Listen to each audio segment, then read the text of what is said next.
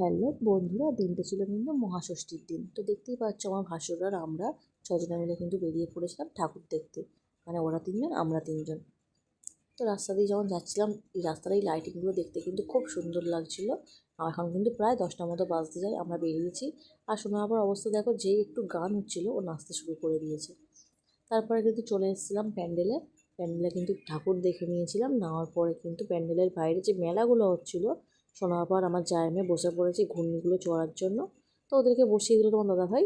আর ওদিকে কিন্তু আমরা একটু সেলফি তুলছিলাম, আর ওরা এখানে গাড়িতে চড়ছিল।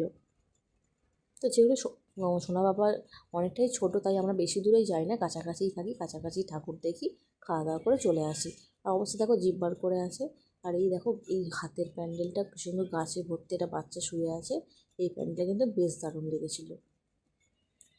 তো দেখো কয়েকটা ঠাকুর দেখতে দেখতেই কিন্তু অনেকটা রাত হয়ে গেছিলো। সোনা আপু ছোটো বলে কিন্তু এই প্যান্ডেলটা দেখে আমরা কিন্তু বেরিয়ে পড়েছিলাম। এবার কিন্তু চলে যাচ্ছি বাড়ির দিকে। যেহেতু ষষ্ঠী করেছে তাই কিছু আর খাইনি, বেনারসি পান খেয়েছিলাম আমি আর আমার যা। তারপরে তোমার দাদাভাইরা খাবার অর্ডার দিয়েছিলো, সেগুলো নিয়েই কিন্তু চলে যাচ্ছি। আর এই গেটগুলো দেখো কত সুন্দর লাগছে দেখো। তো কেমন লাগলো ভিডিও অবশ্যই জানিয়ে, দেখা হচ্ছে নেক্সট শর্টসে। টাটা বন্ধুরা।